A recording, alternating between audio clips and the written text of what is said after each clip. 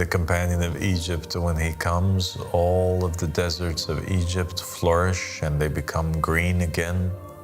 Cities are built in Egypt at the hands of the Egyptian that defy logic and cause people to marvel at it. Structures that will dwarf the ancient pyramids of Egypt will come into existence, and the Egyptian pride will fill the hearts of all of the Egyptians. They'll be proud once again that they are Muslims. They will be proud once again that they are Egyptians, that they were born on that land that Imam al-Mahdi alayhi salam says is one of the four most sacred spots on the face of the earth, is the land of Egypt.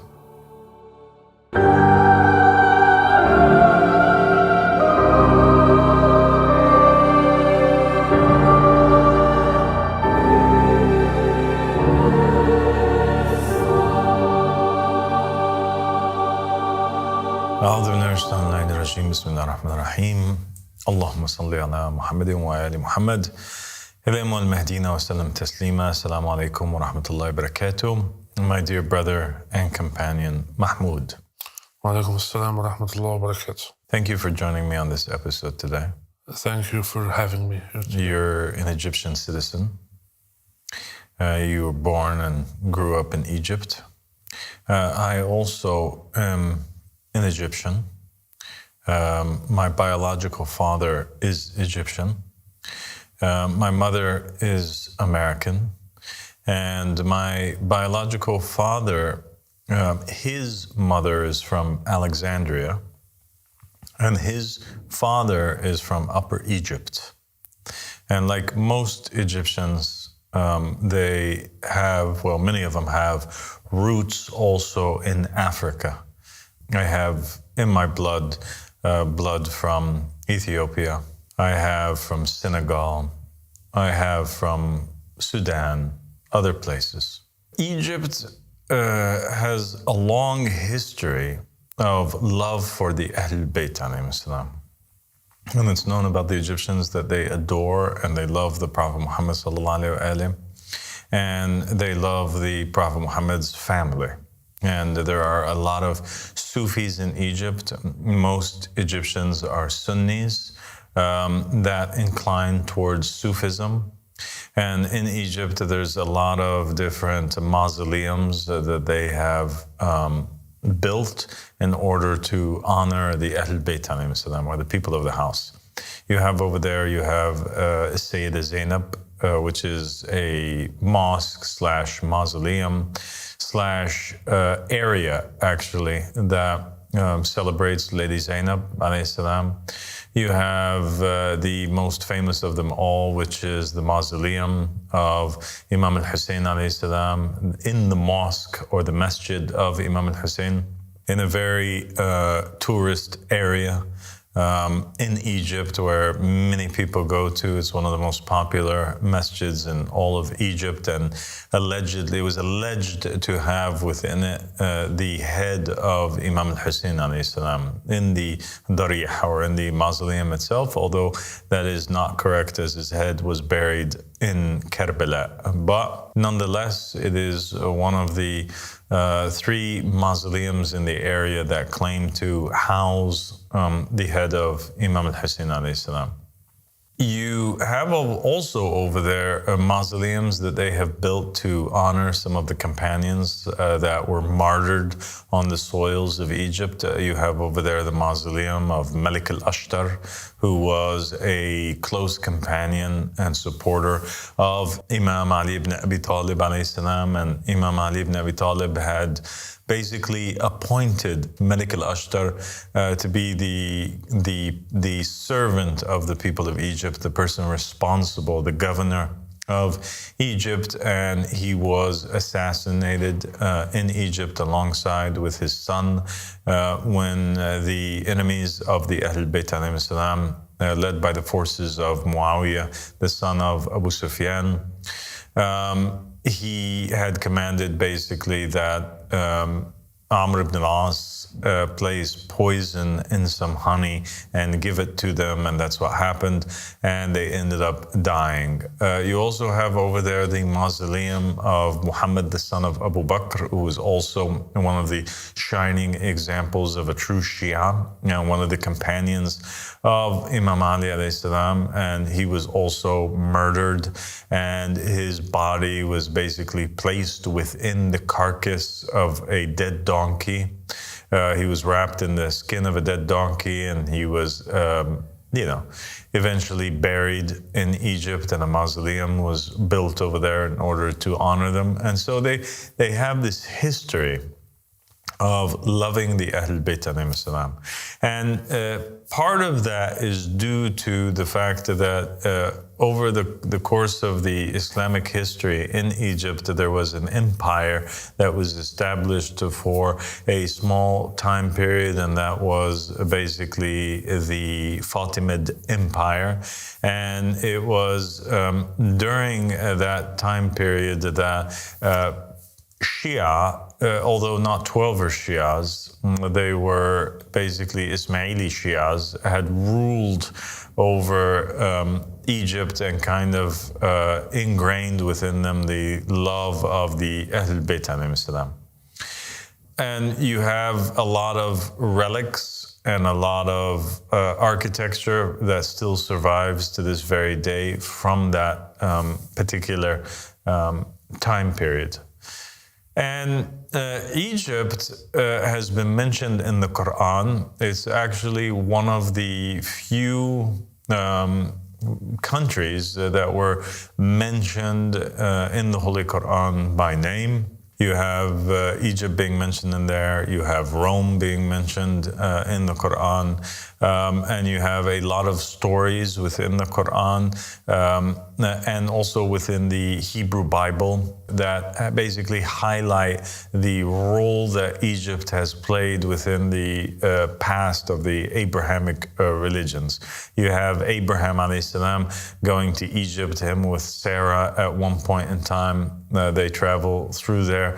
You have also, obviously, the famous story of Joseph and the Bani Israel, and how Joseph was imprisoned in Egypt after he was adopted by an Egyptian who was, one of the wealthier ones, him and his wife, Zuleika. And you have the story about how Joseph was imprisoned in Egypt, and eventually he was led, he was taken out of prison, and he was granted great authority and power over Egypt, and he became kind of like the right-hand man to the Pharaoh that he had now converted to the religion of Joseph and Abraham, and that is the monotheistic religion of Allah subhanahu wa ta'ala. And the Pharaoh that Joseph had appeared with or ruled side by side with, that was granted authority over the land of Egypt by, was the Pharaoh Akhenaten or Akhenaton. You also have obviously the famous story about how eventually the descendants of the 12 tribes, after once having been welcomed in Egypt, they were enslaved and oppressed in the land.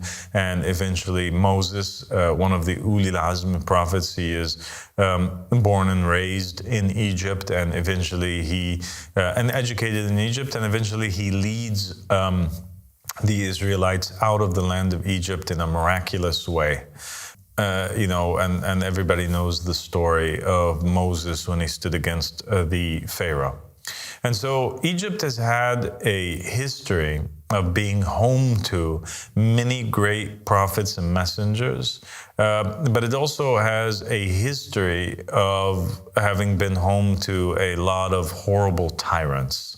And this is something that Imam Ali alayhi salam, when he was writing to Malik al-Ashtar, he had informed him of that these people, they've been oppressed over the centuries, many, many times over. And he basically told Malik al-Ashtar to make sure that he is extremely just when being placed over them, and to take good care of them because they are a great people that love the people of the house. And there were other prophets that, according to the narrations, of the Ahlul Bayt alayhim salam and the various hadiths and stories, and also Judaic writings and stories have been, present in Egypt at some time. There are narrations that state that the Prophet Jeremiah, for example, that he eventually got martyred in the land of Egypt, and that's where he was buried, that he was stoned to death over there. And so that's an Israelite prophet that ended up in Egypt. There are other stories and tales of prophets and messengers that walked across the land of Egypt. Egypt is a kingdom that some narrations state its very first ruler was one of the very first prophets and messengers that were sent to mankind, and that was the prophet Idris, whom is also known as Thoth, or he's also known as Osiris. And you can see the likeness in the name between Idris and Osiris. And so it's thought that Idris is an Arabic version or a corruption of the original name of Osiris, who is a famous god in ancient Egyptian mythology. And we have spoken before in some of the episodes that exist here on the School of Divine Mysteries about how the gods of the different cultures, whether it's the ancient Egyptian civilization or ancient Greece or ancient Rome or ancient Arabia, that many of these gods that they took to worship in the origin of the matter, these gods were actually messengers or prophets from the 124,000 prophets that were sent to mankind, and they became idolized much later after these people had passed away. And this is not just an assumption, but rather it's something which is explicitly stated in some of the narrations of Islam. Some of the narrations of Islam talk about the various idols that are mentioned as having been worshipped in the time of Noah and that are referenced specifically in the Quran. And basically these idols that were referenced in the Quran as having been worshipped in the time of Noah, the narration goes on to state that after Noah, that these men, they were mainly companions of Noah, and they were righteous men that after Noah, they went forth and they were kind of like governors or leaders in the various regions of the earth. And they did much justice and much goodness, and the people wanted to remember them after their death. And so after their death, because obviously there didn't exist any cameras or things like this of the sort, and so they wanted to commemorate their memory, and so they built these statues of these righteous men. And then after a few generations had passed, Iblis came to these people and he seduced them and he convinced them and he corrupted the religion as he corrupts all religions, and convinced them basically that these were not messengers. He made them forget that and forget that they were righteous people, but convinced them that these were various gods. And so the various tribes that existed on earth at that time period, they built homes for these idols and they continued to worship it. And that became kind of like the repeating sunnah that occurred throughout the earth in the various regions, with the various civilizations, that there will be these nations that were sent prophets and messengers, because the narrations state that 124,000 different prophets and messengers were sent to these people, the people of the earth. But over time, Iblis made them forget these individuals and worship them. And that's the case with Osiris. The name Egypt in Arabic is Misr. And in the Hebrew Bible, there is a character who is one of the descendants of Noah, who comes after the flood. So Osiris or Idris, Enoch, came before the flood, and he's the one who kind of first establishes Egypt. After the flood, there's a second reestablishment of Egypt. And the Hebrew Bible says that the descendant of Noah that is, goes and he establishes Egypt, his name is Misraim. or Mizraim in the English version, but in the Arabic version it's Misraim, and that is a longer version, obviously, of the Arabic word Misr. And so that's where Egypt today retains its title from, having been named after this descendant of Noah, who was a king and a hajjah over the people of Egypt of that time. And Egypt, also with Imam al-Mahdi alayhi salam, the narrations state that Egypt will play a very important role. And this is quite clear when you examine and you look into the narrations of Muhammad and the family of Muhammad. But it's also quite clear when you look as well into the Hebrew Bible. There are many verses that speak about Egypt and its role in the end times. And so Imam Ali alayhi salam and the Prophet Muhammad sallallahu alayhi wa and the Ahl Bayt alayhi salam, they spoke about how there will be a gathering of companions that would take place in Egypt. And that the lead figure of those companions would be somebody who would be known as the companion of Egypt. Okay, and some people have interpreted this to mean that that individual is a forerunner and a companion of Imam al-Mahdi alayhi salam, but they have also understood it to be that he is the companion of Egypt as in its rightful just governor who will govern the lands of Egypt, the rightful king and heir to Egypt who will govern the land of Egypt under the umbrella of the divine just state that is established by Imam al-Mahdi alayhi salam in the end times. There are also narrations from the Ahl Bayt alayhi salam that explicitly state that Israel, the state of Israel would be established in the end times. It will be a state that will be oppressing the Arabs and the Muslims. It will be an occupying force that is established and enforced by the Dajjal or by Rome in that time, and that they will be occupying also the Masjid al-Aqsa, and that the only person who's going to be able to free al-Masjid al-Aqsa, or the Promised Land, Jerusalem, from the hands of the occupiers would be this character of the companion of Egypt. This is something which is mentioned very clearly. In some narrations it says it's the Mahdi who will free it. In other narrations it says it's the companion of Egypt that will end up leading finally the Egyptians to go forth and to free the lands of Palestine.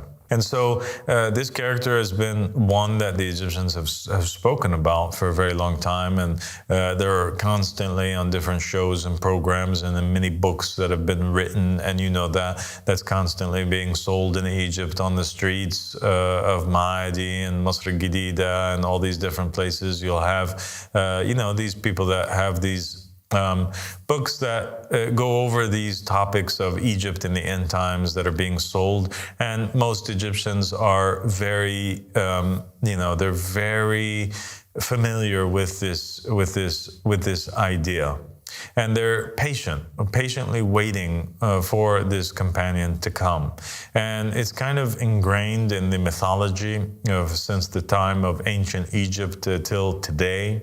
This idea that Egypt's, the keys to the kingdom of Egypt is always changing hands between the forces of good and the forces of evil. The forces of good and the forces of evil. And you have that shown in the mythology of, in the story of Osiris and Set of ancient Egypt. A very famous story where basically you have Osiris, and Osiris is the first king of Egypt, and this is his inheritance.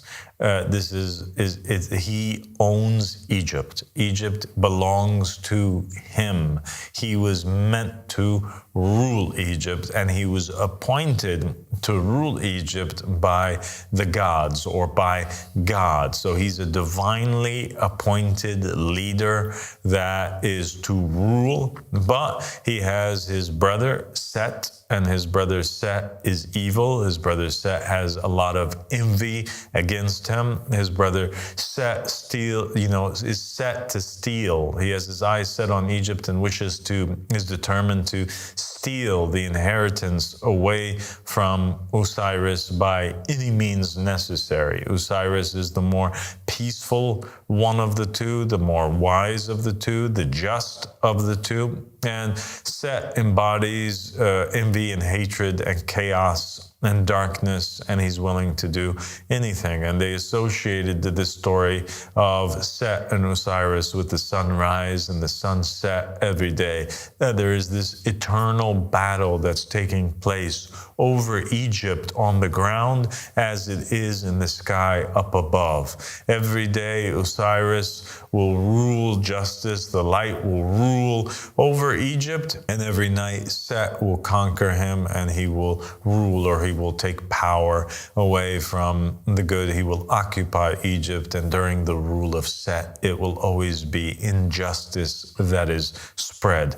And so they kind of see the coming of the companion of Egypt as being a retelling of this story of ancient Egypt, of Osiris and Set, where after they have been ruled for so long by the darkness, that finally the sun will rise once again, and either Osiris or the son of Osiris, Horus, will rise once again over the lands of Egypt and free it. And that falcon that great warrior will lead the Egyptian people into freedom and prosperity and peace. In modern Egyptian history, it's been a total dictatorship. And I had returned to Egypt after having been abroad for a while.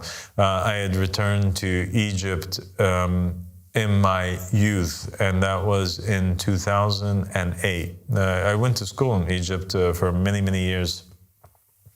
And then I went to the United States, and I was there for a while. And then I came back to Egypt in 2008 after I had graduated from university.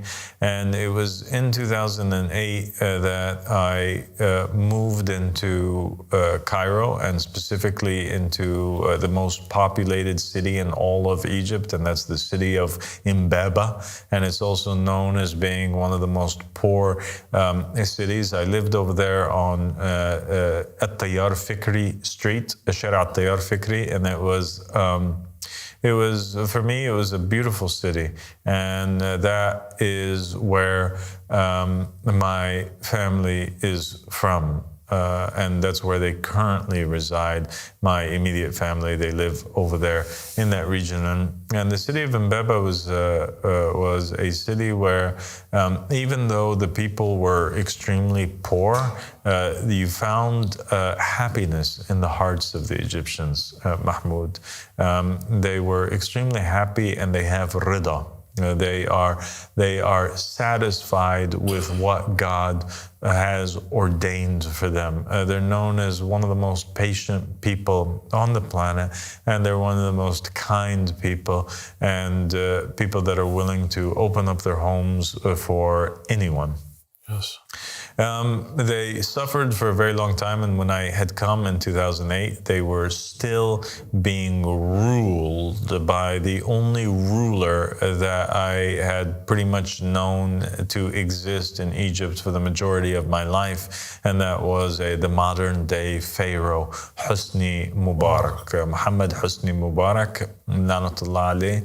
And that tyrant, he was responsible for basically oppressing the Egyptian people, and him and the the class, the upper 1% of Egypt specifically, 10 to 1% of Egypt that were part of his ruling class, the elite. They were the ones whom were swallowing up 90% of all of the wealth of the country while keeping the 90% of the Egyptian population in a state of wealth. They were like hamsters running in wheels in order to find their daily bread. And finally, after so much oppression of rights and lack of freedoms, the Egyptian people, they rose, and I partook in the 2011 Egyptian revolution. I was actually at the forefront of the crowd, the very large crowd of people that were emerging out of Mbaba and crossing over towards Tahrir Square in order to protest and topple the tyrant. We saw it as our divine mission. God had placed it in my heart, and He placed it in the heart of the Egyptian people to rise up and tell Pharaoh that he had been an oppressor. And indeed, we went so, and I camped out alongside with my brave brothers and sisters in Tahrir Square, and we fought many battles against the Egyptian police. Our lives were threatened. There were literally bullets that had flown by my head. There were physical altercations that had taken place. The army, the Egyptian army, at one point they had contemplated bombing the entire area. At night, the Egyptian forces would go forward, and they would attempt to kidnap and imprison and assassinate the protesters, brutally murder them. I was there and present and witnessed people from the protesters, normal people, being kidnapped by Egyptian forces and taken into the Egyptian museum over there in Tahrir. And you could hear the screams of the Egyptians as they were being beaten to death within the Egyptian museum. And we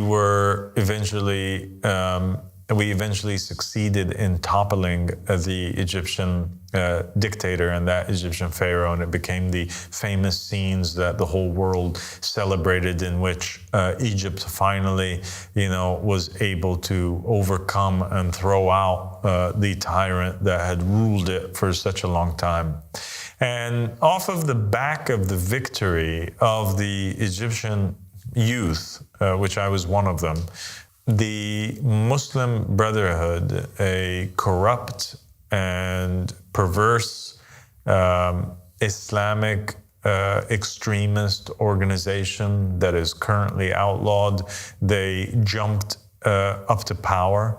They stole the victory away from the Egyptian youth. As you know, and they rose to power, and they placed one of its members as the president of Egypt, and that was a tyrant by the name of Mohammed Morsi, Lamatullah alayh. Morsi, one of the first things that he did is he began to persecute the minorities that were in Egypt, and to build allies with the Al-Qaeda and ISIS groups that were existing in the region. He was responsible for the killing of a famous 12er Shia cleric that existed in Egypt at that time. He basically caused the people to go drag him out of his home and to murder him. He also was responsible for instigating the Egyptian media, and we saw people like Wa'il al-Brashi, Lanatullah alayh, come on TV and basically begin to speak out against Shia Muslims and warn the Egyptian population that there was a Shia invasion of the country. And most of the poor Egyptian people, they did not know the difference between what a Shia is and what a Shi'i is. Shi'i is a communist. A Shi'i is a follower of the Ahl Bayt.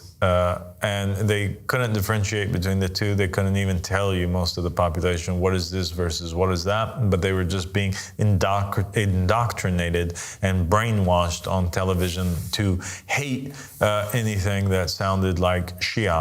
And so, lo and behold, Wa'il al-Brashi goes on television and he begins to air a piece about us, where me and our companions were gathered in, and we found that we were raided all of a sudden during Asr prayer. As I was in the third rak'ah, we found ourselves being raided by the Egyptian police. There were knocks at the door. I continued the prayer till its completion, and I rose and I stood up, and one of our companions went forward and he opened the door, and lo and behold, the Egyptian forces of Mohammed Morsi, they came raiding through the house. It was in the middle of Muharram, and they arrested many of my companions that were there, and we were just gathered peacefully in order to learn about the hadiths of the Ahl Bayt alayhim salam, and to engage in worship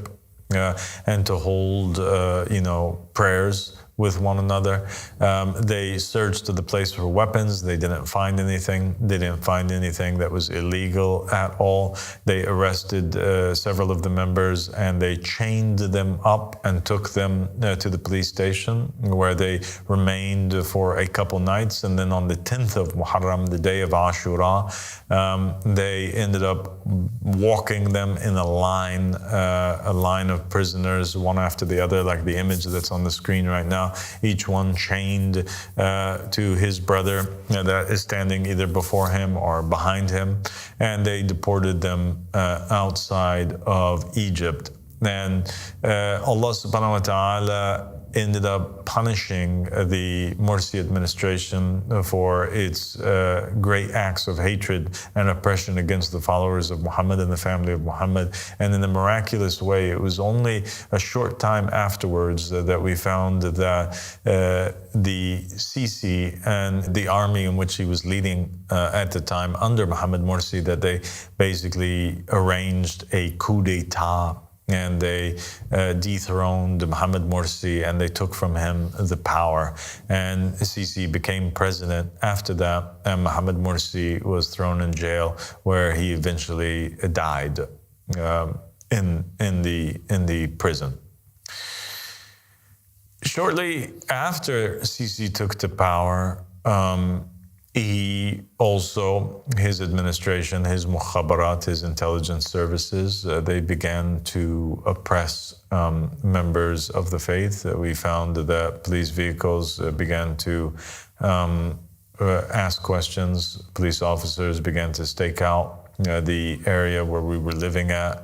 We found ourselves to be under constant surveillance, and so we fled Cairo, and we went all the way out towards the desert, and we stayed in one of the cities that existed between Cairo and between the Sinai Desert, and we remained there for a while until they eventually Ahmed al-Hassan salam, he told us that we were no longer safe in Egypt and we had to escape, and we did. And we were forced to leave out of Egypt. And ever since then, Allah subhanahu wa ta'ala has placed his wrath over Egypt, and a punishment came down upon Egypt, and their economy has gone to waste, and they went from being a nation that at one point in time, it was 3 pounds, 3 Egyptian pounds would equal $1, and then it became a thing where 7 Egyptian pounds equaled $1. And since we left, it went from that to being a thing where today it's like 50 pounds per $1. And so their currency became useless and poverty has engulfed the entire nation. And yet, Sisi and the ruling class, just like in the days of Mubarak, they continue to thrive and hoard on to the wealth of that great country. And now we find ourselves in a situation, and it's a very strange situation. It's a very unfortunate situation where we have been spreading the call of this dawah. We've been spreading this dawah over the airwaves, and we found many Egyptians that have come forth and they've embraced this call, and they have accepted the companion of Egypt and accepted the message of glad tidings of Imam al-Mahdi alayhi salam. They began to grow in numbers that are unimaginable, and they went out on the streets in order to place posters and hang banners from the top of bridges. And this was something which they themselves desired to do. And so they came to you as somebody who represents me over Egypt, and you organized, you helped them organize themselves, and you put them in touch with one another. Why don't you tell us about what happened with these pure brothers of ours in Egypt, and what are they facing right now? These brothers, they believed that you are the companion of Egypt mentioned in the narrations, and they wanted to go and make like all the other countries that believe in you. Like many other countries in Europe and in Asia, around the world, they go and put posters that has your image and says who you are. So they felt that they have a special connection with you, that because you're the companion of Egypt to every other country, you're the Qa'im, you're the Mahdi, but to the Egyptian, they felt that they have a special relation with you, so they wanted to make it the companion of Egypt face and name everywhere in the streets. I told them it's gonna be dangerous because of how the government is and how the police force might take that. And they said they didn't care. They know that at the end they would be taken or prisoned, but they said nothing will stop us from our belief. Their job is to catch us, but our job is to make everybody in Egypt know who's the true king and know who is the companion of Egypt, Abdullah Hashim Abu Sadiq minhu salam. And they went forth, they did it. They were men that said a word and they fulfilled it with their complete choice. Nobody forced them to do anything. They were actually warned, but they went and they did it anyway. And when somebody was being caught by the government, this didn't stop them. It increased them more. They went again and they hang banners again on bridges and they spread more posters. And it's increasing. The more the attack of the government against them, the more they get provoked, and the more I find new people are calling. They say, we want to join this. We want to make posters, want to do all this stuff. I told them everything is on the internet and all the information is there. Everybody is free. And it's increasing now. It reached from South Egypt, Said, and Luxor, and in Manufia, and in El Sharqiyya, Asher from Ramadan, and in Gizan, Kirdasa, and Nahia, and many other places. It's increasing everywhere. There's even in Sina now, people want to do that, and people in other countries, and in Alexandria even, they want. So it's spread by itself. People saw the channel, people know who you are, and nobody can stop the people from what they believe to be true. And so how many of them are arrested right now? What's been witnessed that they were arrested were 8, but there were more than, much more than that, who were spreading the posters. But these 8 were witnessed. Arrested. Yeah. And I was told that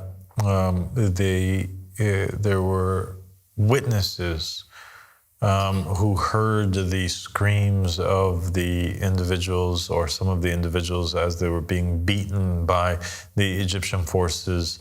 And till this very moment, all of them, with the exception of one, has gone totally missing. Yeah. And we have Amnesty International moving on it, and we also have the United Nations whom are moving on it as we speak right now.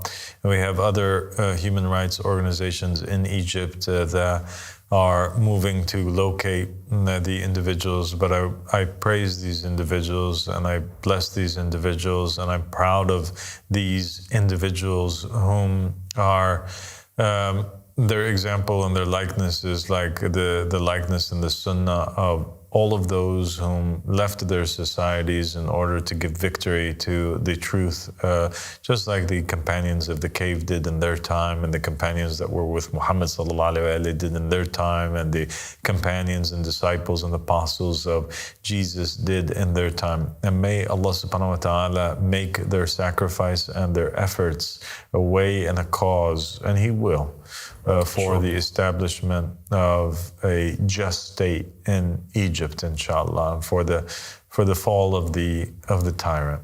May Allah subhanahu wa ta'ala take revenge on their behalf against all those whom oppressed. For sure. Egypt has a lot of secrets that are involved in it, and all these secrets will come to life with its companion. And the forces that are in Egypt, the forces of Set, the forces of darkness and chaos, they fear so much just the mentioning of the companion of Egypt, because they know that this, from the narrations, means the end of their rule. Even though nothing was written in the posters that they hung that incited any sort of violence or hatred, was there? It was just simply posters that had on their hadiths from the Ahl Bayt alayhim salam. Isn't that right? Just narrations of what Prophet Muhammad said about the companion of Egypt and what Imam Ali said. And that's, there is no inciting. There's no inciting, there's no nothing, but it terrifies them. Yes. It terrifies them. And it's interesting to know also that in the history of Egypt, all of those messengers who came from Egypt and were 100% pure Egyptian, they were always murdered and rejected by the people of Egypt. And we have in that an example in one Egyptian prophet, and his name was Amid. And he was a prophet from the 124,000 prophets and messengers that was sent to Egypt. He was an Egyptian. He tried to guide his nation to the truth, and he was murdered and assassinated and imprisoned in the Giza area, right over there by the pyramids. And after his death, his companions, they built a giant monument in order to commemorate him. And the monument bears the face of Amid, and that is the monument of the Sphinx, the Great Sphinx of Giza, that is there today. The face which you see on the Sphinx is actually the face of that prophet Amid, who was rejected by the people. There exists also in the area several graves within the pyramids that contain bodies of prophets and messengers that were sent to Egypt. The pyramids were constructed by Enoch or Idris, Osiris. No wonder it's a wonder of the world, because it was established by a man who was sent and enforced by God and his angels. And so the site of the Giza Plateau, where you have the pyramids and you have the Sphinx, these are actually not just historical monuments, but they are religious monuments. And the connection between the ancient Egyptian relics, artifacts, and history, and between the Judeo-Christian Islamic narratives, it is the companion of Egypt that will tie these things together. Egypt has also had a history of rulers that were successful, and they were righteous rulers that were sent to Egypt. But like the Bible says, a prophet is never without honor or dignity except within his hometown. And for that reason, you always find that the Egyptian prophets and messengers or rulers that were righteous that came from it, they were unfortunately rejected by the rest of the Egyptians because they saw that he is nothing but one of us, and so they murdered him and oppressed him, while the majority of the righteous rulers that were successful were either half Egyptian or they were foreign rulers that the Egyptians until this very day love and honor and dignify very much so.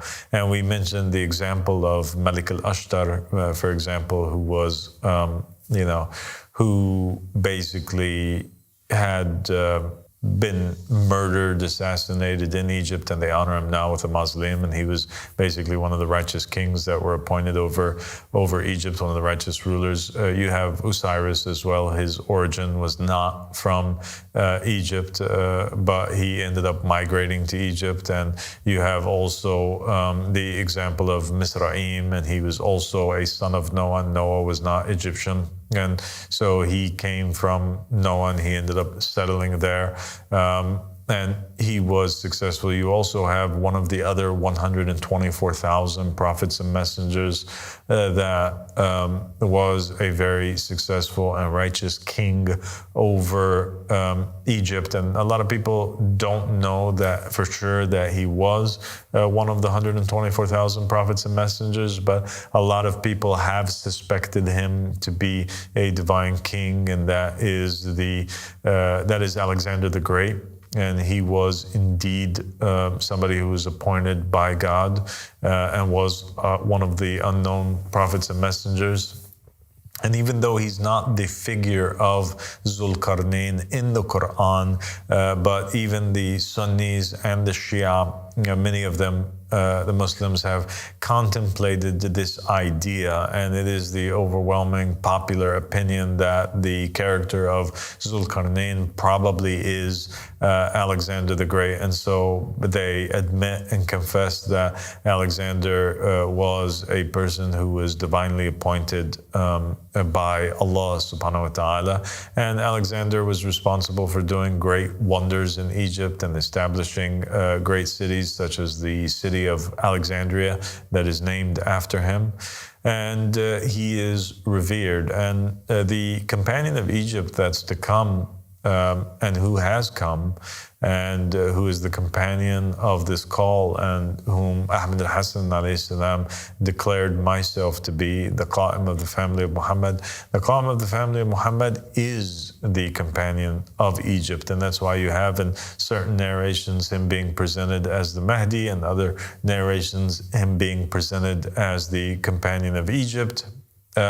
He is also the coming of Osiris, the reincarnation of Idris, the coming of Alexander to the people of Egypt, the coming and the return of Malik al-Ashtar in the Raja, which is the return of all of the righteous to the people of Egypt in the end time. And so that's why he's named the companion, because he was a companion of Amir al-Mu'mineen Ali ibn Abi Talib alayhi salam. He is a companion of Imam al-Mahdi and is a companion of the Amani of Imam al-Mahdi, Ahmed al-Hassan. And he is the owner and the divinely appointed king. He is the Osiris of the time, who is sent to establish justice and equity and peace and prosperity for all of the Egyptians.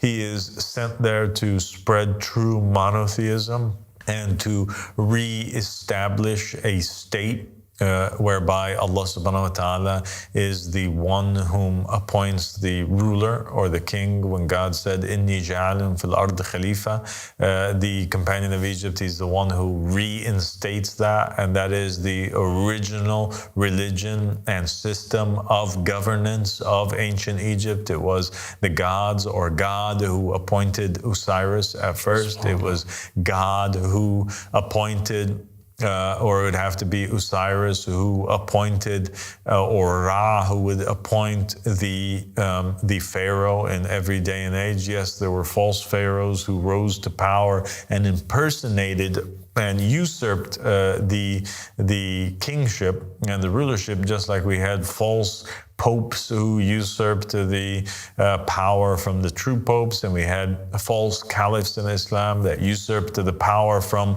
the true caliphs that were appointed. The same thing happened in ancient Egypt, but the structure itself, that it's only God who appoints the ruler. This is re-established in Egypt in this day and age, in which the Egyptian people embrace the will of the Prophet Muhammad sallallahu alaihi wasallam, and he acts as the spokesperson on behalf of Allah subhanahu wa ta'ala, that left in his final will the name of Abdullah.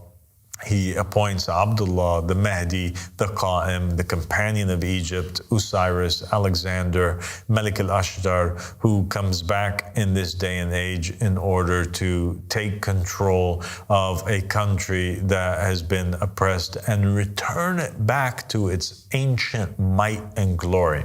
It is actually what a lot of people are perhaps unaware of, but what's alluded to and very clear in the narrations is that the companion of Egypt makes Egypt become a superpower once again.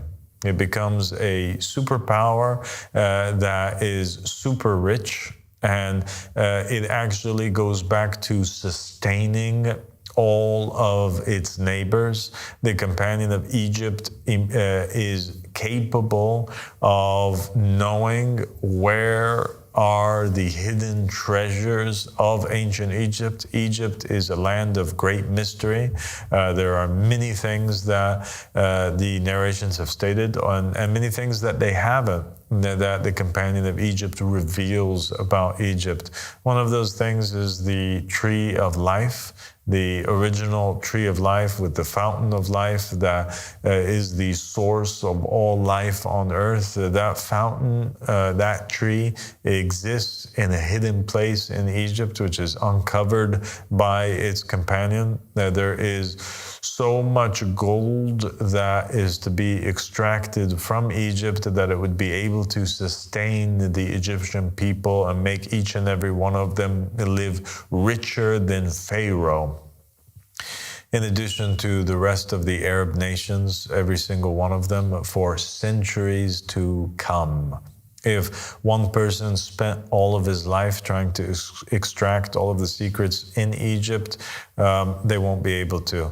The companion of Egypt manages to open up the secret chambers, the secret doors that allow people into the secret chambers of the pyramids and the Sphinx, whereby in one of those chambers there is this room. It's the room of eternal life or youth, and it is a room that if an individual is old and they step into it, they become young again. If an individual is an amputee and their leg is amputated, their arm is amputated, and they go in there and they put their limb in that region, in that room, it will grow back again. It is a region that, a chamber that if you place in there a chicken, it goes back to its original form of being an egg. And so he heals and he sustains and he brings back youth and prosperity to all of the Egyptian people. The Prophet Muhammad sallallahu alaihi wasallam, he said that for every nation there is a calf, and the calf of my nation is money. And so the companion of Egypt, he destroys that modern day calf and he eliminates the concept of people being sustained by paper and by coins or by monetary means, and he rules over all of the Egyptian people as he should, as their Father. He grants every single one of them a home. He makes no differences between them. He grants them their daily bread for free and their daily foods. There's not a shop or store in sight that would accept money in exchange for a merchandise or a property, and people are allowed to take whatever it is that they need in order to sustain their day. And the fear of not having for tomorrow becomes absent from the Egyptian people. And this model which he establishes in Egypt becomes a model that the rest of the world hungers for. And so other nations make revolutions in order that they join in the new Egyptian empire that becomes a symbol of justice for all of the worlds. He brings forward the treasures and the secrets. And he brings forward scriptures and original versions of the Torah and Gospels that were written uncorrupted. He brings them forward. He brings forward things and narrations and verses from the Quran that have been long lost. And he establishes a kingdom like the world has never seen, and one that they will never forget until the very end of time. SubhanAllah, I can't wait for this day. Can't wait for this day to go back to Egypt with you. The king returns to his throne. Well, the king of a nation is its servant. A king of a nation is its servant, a king of a nation. And the master of a nation is its servant. And Allah subhanahu wa ta'ala did not send Muhammad and the family of Muhammad except that they serve, that's their purpose, was to serve the sons of Adam, the appointees of the devil, of the shaitan, these pharaohs. They believe that their purpose is to basically usurp the resources of the land. The companion of Egypt, when he comes, all of the deserts of Egypt flourish and they become green again.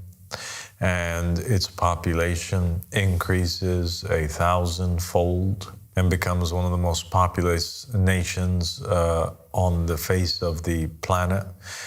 Cities are built in Egypt at the hands of the Egyptian that defy logic and cause people to marvel at it. Structures that will dwarf the ancient pyramids of Egypt will come into existence, and the Egyptian pride will fill the hearts of all of the Egyptians. They'll be proud once again that they are Muslims. They will be proud once again that they are Egyptians, that they were born on that land that Imam al-Mahdi alayhi salam says is one of the 4 most sacred spots on the face of the earth, is the land of Egypt.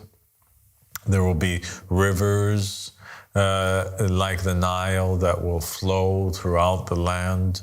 The land of Egypt will become a cradle of civilization. It will become a home to all refugees and all of the poor from around the globe and around the world. The land of Egypt will become a beacon of true freedom for the world and a source of education and care and kindness and love. I pledge allegiance to you as the king of Egypt and the Qaim of Al Muhammad, and all the Egyptians will do so very soon, inshallah. And I say to the Egyptians, Mahmoud, I say to them nothing more than what my grandfather said, Amir al-Mu'mineen Ali ibn Abi Talib alayhi salam, when he came to rule over the Muslims after they pledged allegiance to them. He said to them, I came into you wearing this shirt of mine, and if I leave you wearing any other shirt other than this shirt of mine, then call me a traitor or accuse me of treachery. And that is the same path that I would walk in. I would come as a servant. I would seek to take care of and enrich them. And then I will leave this earth with the same shirt that I'm wearing today, happy that I would have fulfilled my duty and my oath to Allah and His Messenger. And all of I want to remind also the Egyptian people that every individual that has been appointed over them that was righteous was appointed by God or His Messenger, whether it was Osiris, whether it was Alexander, whether it was Malik al-Ashtar, anybody else was not appointed by God, but appointed by the people. And they've had a very important experiment that they just underwent recently, where they had a revolution and they tried through democratic means to elect a ruler, and that ruler ended up being a tyrant, Morsi, that they didn't like. The choice of the people failed, and they ended up trying to elect somebody else, and they quote-unquote elected Sisi, and they now are suffering the results of their choice. And I think that the Egyptian people now, they need to submit or try the choice of Allah subhanahu wa ta'ala. Try and trust in the choice of God. Be like the angels who submitted to and prostrated to Adam, and see how it works out for you. See if you don't benefit. See if Egypt does not become a living paradise on earth. See if Egypt and the Egyptian people are not enriched for eternity and honored for all time. See and witness Allah subhanahu wa ta'ala's pleasure and His rida with the Egyptian people, and the only way to obtain God's happiness, because right now His disappointment and His wrath is upon all those who have rejected His choice. And the only way to attain God's pleasure once again is to accept the messenger that was sent to them. And I, Abdullah Hashim, am sent with the will of the Prophet Muhammad sallallahu alaihi wasallam, in which he dictated on his deathbed my name, Abdullah, when he mentioned that there will be after him 12 Imams, and after them there will be 12 Mahdis. And he said, as far as the 12 Mahdis go, their names are Abdullah, Ahmad, and Al-Mahdi. And we know that before the Sufyani and before the Mahdi, there appears an Egyptian and a Yemeni, and I am that Egyptian that is sent forward, and my name is Abdullah Hashim in the will of the Prophet Muhammad sallallahu alaihi wasallam, and the Yemeni is Ahmad al-Hassan. Thank you, Mahmoud, for joining me today, and God bless you. Thank you so much for this opportunity. Assalamu alaikum wa rahmatullahi wa barakatuh.